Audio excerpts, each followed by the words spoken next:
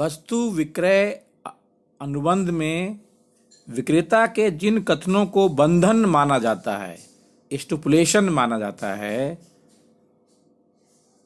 वह बंधन अनुबंध का एक भाग है और उसके मिथ्या प्रमाणित होने पर क्रेता को विक्रेता के विरुद्ध कई उपचार उपलब्ध होते हैं। लेकिन इन बंधनों में यानी कि विक्रेता के जिन कथनों को बंधन माना जाता है, उनमें से प्रत्येक बंधन का महत्व समान नहीं होता है। जो बंधन अनुबंध के मुख्य उद्देश्य के लिए आवश्यक एवं महत्वपूर्ण होते हैं, उन बंधनों को शर्त कंडीशंस कहते हैं, तथा जो बंधन अनुबंध के मुख्य उद्देश्य के लिए केवल सहायक कोलेटरल होते हैं, उन्हें आश्वासन वारंटीज कहते हैं। तो हम वस्तु विक्रय अधिनियम में शर्त तथा आश्वासन के बारे में अध्ययन करेंगे। तो प्रिय विद्यार्थियों, सबसे पहले हम शर्त कंडीशंस के बारे में देखेंगे। वस्तु विक्रय अधिनियम की धारा 12(2) में शर्त को परिभाषित किया गया है। शर्त एक ऐसा बंधन है जो अनुबंध के मुख्य उद्देश्य के लिए आवश्यक है तथा जिसके भंग होने पर अनुबंध के परित्याग करने का अधिकार प्राप्त हो जाता है। A condition is a stipulation essential to the main purpose of the contract, the breach of the which gives rise to a right to treat the contract as repudiated।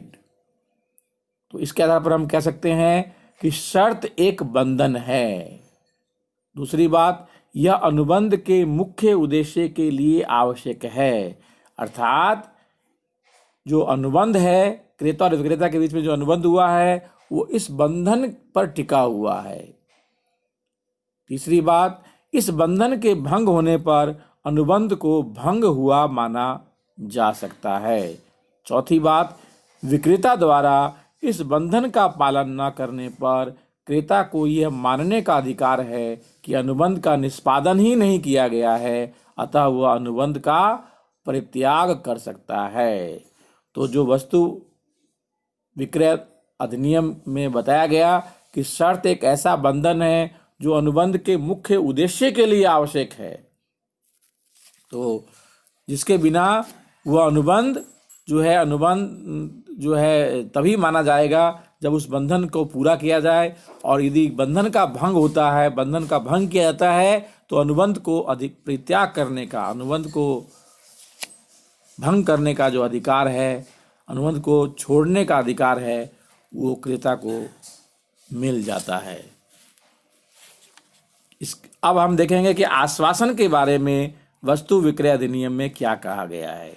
वस्तु विक्रय अधिनियम की धारा 12(3) के में कहा गया है कि आश्वासन एक ऐसा बंधन है जो अनुबंध के मुख्य उद्देश्य के लिए समपार्श्विक कोलेटरल सहायक है तथा जिसके भंग होने पर केवल हट जाने की मांग करने का अधिकार होता है, परंतु माल को अस्वीकार करने तथा अनुबंध के परित्याग करने का अधिकार नहीं होता। तो आश्वासन के बारे में हम कह सकते हैं कि आश्वासन भी एक बंधन होता है शर्त की तरह, लेकिन यह बंधन अनुबंध के मुख्य उद्देश्य के लिए आवश्यक नहीं है, बल्कि सहायक है। आश्वासन जो बंधन है उसके आधार पर ही अनुबंध नहीं किया जाता है, और आश्वासन के भंग होने की दशा में माल को अस्वीकार करने तथा अनुबंध के परित्याग करने का अधिकार नहीं होता है। तब क्या होगा? यदि आश्वासन का भंग होता है तो आश्वासन के भंग होने की दशा में केवल हट जाने की मांग करने का अधिकार होता है। तो इस तरह से हम कह सकते हैं कि जो शर्त है, कंडीशंस हैं, वह एक ऐसा बंधन है जो अनुबंध के मुख्य उद्देश्य के लिए आवश्यक है, एसेंशियल है, जबकि आश्वासन एक ऐसा बंधन है जो अनुबंध के मुख्य उद्देश्य के लिए आवश्यक नहीं है, वो सहायक है, कोलेटरल है। तो इस तरह से हमने शर्त और आश्वासन को देखा है। अब हम आगे इसके बारे में और अध्ययन करेंगे।